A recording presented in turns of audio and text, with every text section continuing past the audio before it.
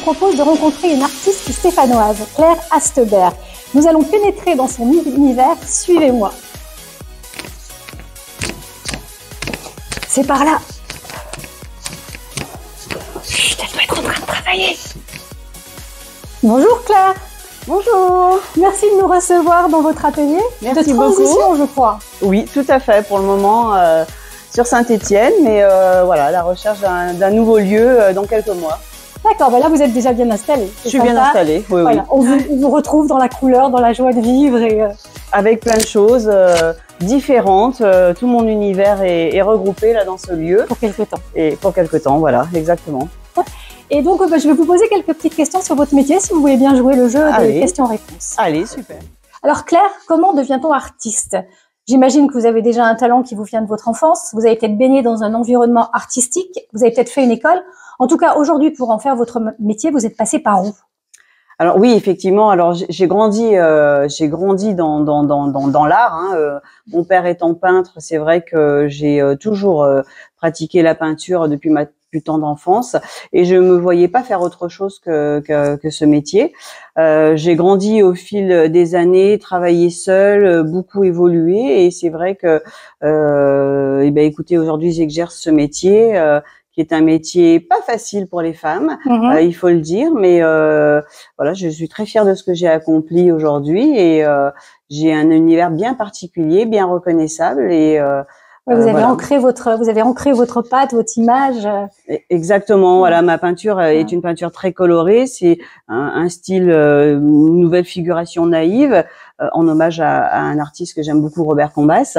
Et voilà, écoutez, j'ai beaucoup travaillé. J'ai été plusieurs années aux Beaux-Arts de Saint-Étienne.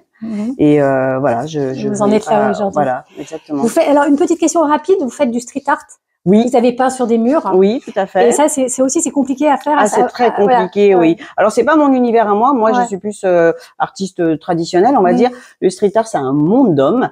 Et c'est vrai que on en revient à ce que vous disiez. On en revient, exactement, toujours la même chose. C'est pas facile pour les femmes d'être artistes quand même aujourd'hui. Changement de décor. On s'est avancé un petit peu plus dans votre atelier, on va dire. Du coup, Claire, j'imagine que votre peinture a évolué avec le temps. À vos débuts, vous peignez peut-être pas du tout la même chose, c'était peut-être moins structuré, moins coloré, enfin, je ne sais pas. Est-ce que vous auriez des tableaux à nous faire voir, justement, de vos premières peintures, enfin, vos premiers... Je vais vous en trouver une. En fait, ça, c'est une toile, alors, je pourrais pas vous dire l'année, mais voilà, ça a plus de 20 ans, même, je dirais même plus de 30 ans. C'est un Venise. Voilà, c'est vrai qu'on retrouve la même idée du trait noir, du cernage. Je me permets justement pour qu'on regarde, mais c'est vrai qu'on retrouve un peu les mêmes idées, toujours le paysage qui arrive, le trait noir. Par contre, là, vos couleurs, elles sont beaucoup plus uniformes, si on dit ça comme ça, je sais pas. C'est ça. Et aujourd'hui, j'ai vraiment une palette de couleurs, mais très riche. On peut le voir ici sur ces toiles. Où là, c'est vraiment les dernières toiles que je viens de faire. Et effectivement, un cernage noir peut-être aussi plus épais, plus de contraste, et puis beaucoup de couleurs. Vraiment une palette de couleurs. Qui est riche. Et là, vous peignez beaucoup de paysages, c'est des paysages que vous voyez au long de vos voyages, je crois avoir lu. C'est ça. J'essaye au maximum de voyager parce que j'aime bien prendre mes prises de vue. Donc là, on retrouve Cuba, la Toscane notamment. J'ai vu ça trop peu. Miami. On en a, voilà. Ça c'est pas Miami, c'est l'Inde. Voilà, mais tous les pays du monde se peignent en fait. Il suffit d'après d'adapter à son style et puis voilà. Alors l'inspiration. Elle vient avec ce que vous voyez, ce que vous ressentez souvent. C'est ça. Et par rapport à ça, alors justement, moi je regardais vos tableaux et je me dis, mais il y a rarement des personnages dans les tableaux de Claire. Ils sont où? Ils sont cachés derrière les fenêtres? Je sais pas. Il y en a pas.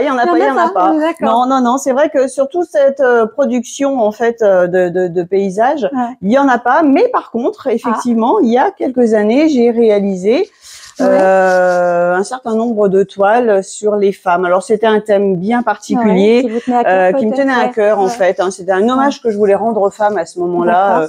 J'en avais marre de voir toutes ces images à la télé des femmes qui sont, ça n'a pas bien changé aujourd'hui, mais voilà.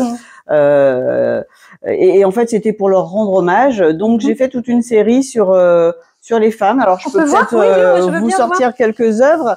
Femmes et enfants, notamment. Alors, on retrouve beaucoup, évidemment, des femmes plutôt africaines, des choses comme ça. Alors là, par exemple, C'est une femme peule du Mali. Ouais. Okay. Voilà, donc c'est des choses complètement différentes. C'est vrai que enfin, on retrouve quand même votre pâte, hein. Même différente, la voilà, couleur, le cernage, c'est ça. Hein. C'est ça, voilà, c'est ça. Chouette, ouais. Simplement les fonds, voilà, sont unis. Ouais. Et puis c'est un trait beaucoup plus.